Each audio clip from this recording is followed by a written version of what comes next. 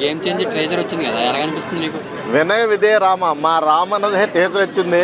రామ్ చరణ్ అన్న అసలు ఇప్పుడు ఇండస్ట్రీకి చాలా గ్లోబల్ స్టార్ అంటే పెద్ద దిక్కు అయిపోయాడు. ఇప్పుడు ఈ గేమ్ చేంజర్ సినిమాతో మనోడు రికార్డులన్నీ తుడిచిపెట్టుకుపోతాడు. అందులో ఎటువంటి అసలు ఇక మాటలు లేవు మాట. ఇక మాట్లాడడానికి అసలు మైండ్లోంచి ఒక వర్డ్స్ కూడా రావట్లేదు, నాకు గుర్తు రావట్లేదు ఏం మాట్లాడాలో కూడా. అంత బాగా అనిపించింది టేజర్ అయితే. శంకర్ గారికి ఇది బిగ్గెస్ట్ హిట్ అవ్వాలని నేను మనస్ఫూర్తిగా కోరుకుంటున్నాను. ఈ సినిమాతో శంకర్ గారు మళ్ళీ కంబ్యాక్ అవ్వాలి, మళ్ళీ డైరెక్టర్గా మళ్ళీ ప్రూవ్ అవ్వాలి. అంటే ఆయన కూడా నెంబర్ 1 డైరెక్టరే ఒక టైంలో. అసలు ఆయన సినిమాలు చూసుకుంటే సెన్సేషనల్ రికార్డ్స్ అన్నీ బదలు కొట్టేసిన సినిమాలే అప్పట్లో.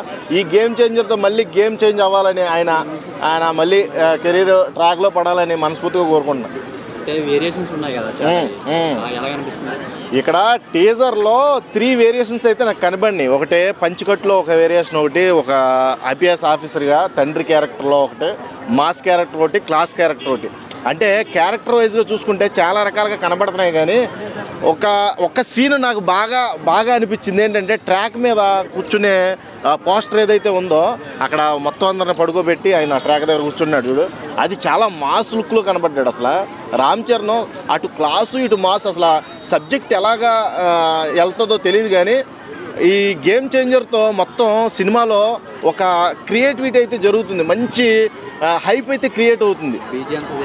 బీజిఎం సౌండ్స్ భయ్యా, తమ్మన్న ఎప్పుడూ కూడా ఇక రొటీన్ మ్యూజిక్ కొట్టే తమ్మన్న కూడా ఈసారి డిఫరెంట్గా తయారు చేశాడు.